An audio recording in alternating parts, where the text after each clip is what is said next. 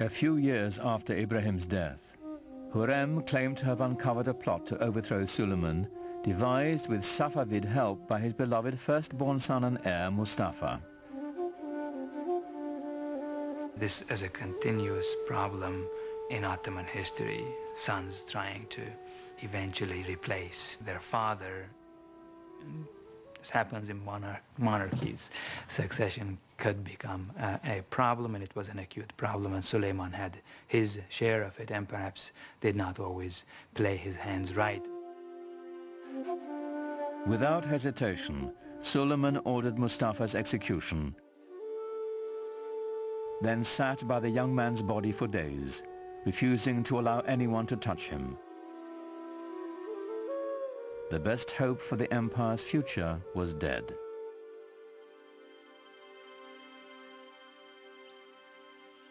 When Hurrem herself died the following year, Suleiman fell deeper into despair, finding solace in his poetry. Most of the poetry, I think, was written after he lost his wife, since he talks about the loneliness of being in office, that he has nobody left anymore, and he's dying to join her. Even if your reign on the imperial throne seems everlasting, don't be taken in. One day a hostile wind will blow and bring to your land of beauty heaven's misfortune and deepest suffering. In all his loneliness, there was only one refuge for the Sultan whose power, like his sorrow, seemed limitless. He returned to the field of battle, to the work of conquest. He personally led 13 campaigns. The last one was at Szigetvar, which is in Hungary now. I think he knew that this was going to be his last campaign.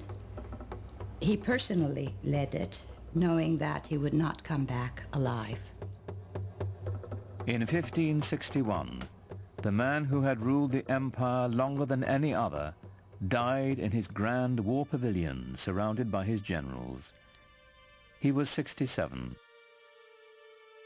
No Ottoman Sultan would ever achieve his greatness again. The nexus of world power would move from the Mediterranean Sea to the Atlantic Ocean and the New World, slowly leaving the Ottomans behind.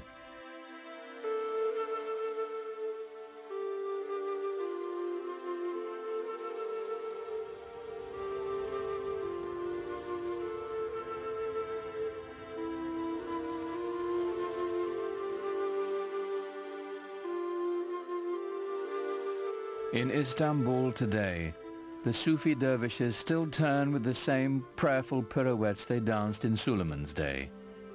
It is a meditation in motion, whose mystic origins go back even further, to the time of the Prophet Muhammad.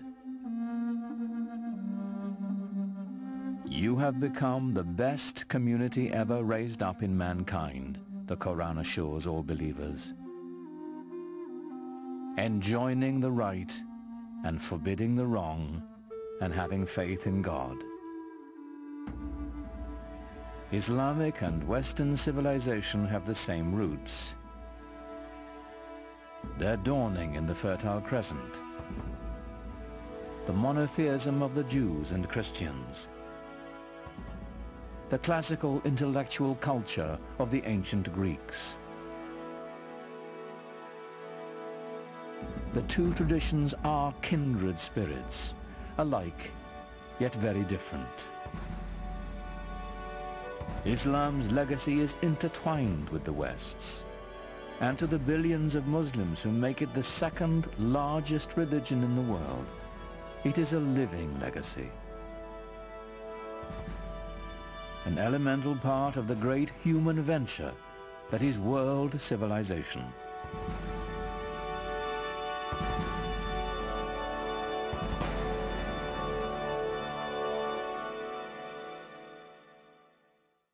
Islam Empire of Faith continues at PBS Online.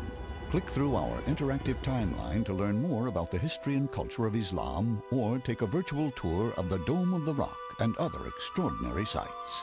It's all online at pbs.org or America Online, keyword PBS.